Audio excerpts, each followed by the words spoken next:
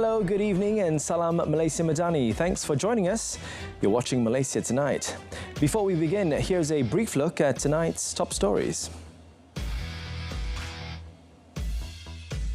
An emergency motion tabled by Prime Minister Datuk Seri Anwar Ibrahim condemning Israel and the United States over attacks on Iran received unanimous support from both government and opposition members of Parliament in the Dewan Rakyat today.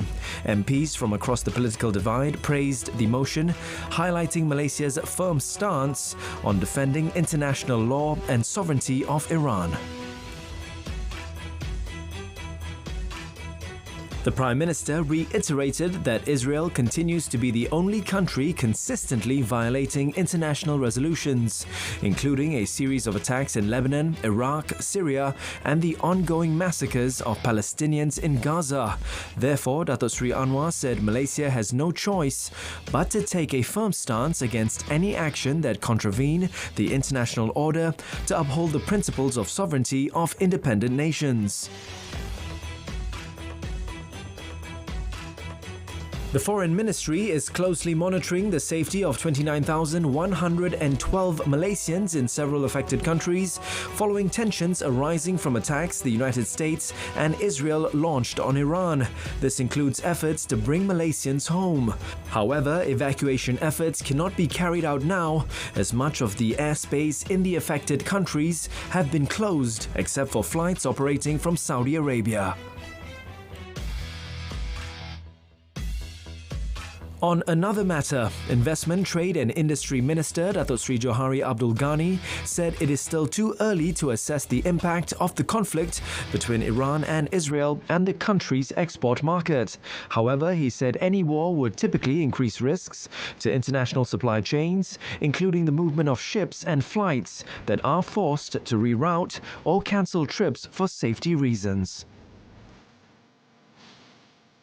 The Constitution Amendment Bill 2026 to limit the Prime Minister's term of office to 10 years failed to secure the required two-thirds majority in the Dewan Rakyat today. Speaker Tan Sri Johari Abdul said the results of the block vote showed 146 members of Parliament in favour, 32 absent and 44 who abstained. The ringgit continues to strengthen against the US dollar as much as 4.31% to 3 ringgit and 89 cents as of yesterday. Second Finance Minister Datuk Seri Amir Hamzah Azizan said the appreciation of Malaysia's ringgit reflects solid domestic foundation with GDP growth at 5.2% exceeding the initial projection. The latest tariffs imposed by the United States are expected to have only a minimal effect on Malaysia's palm oil export performance.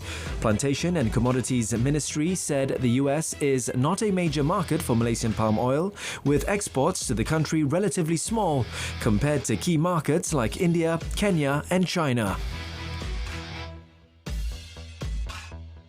The government has set the target of producing at least 10 semiconductor companies with earnings that could reach $1 billion through the National Semiconductor Strategy, or NSS.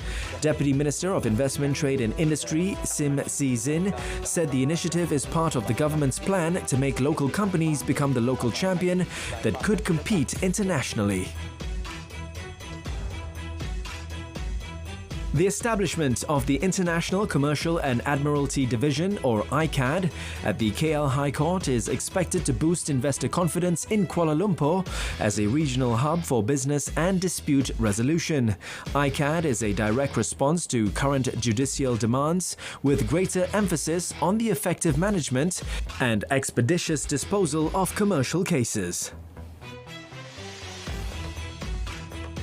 The design of flood mitigation plan project will consider climate change factors as part of improvement in the project's implementation. Deputy Prime Minister Datuk Seri Fadillah Yusof said the approach aims to ensure every flood mitigation project is resilient against every climate change impact.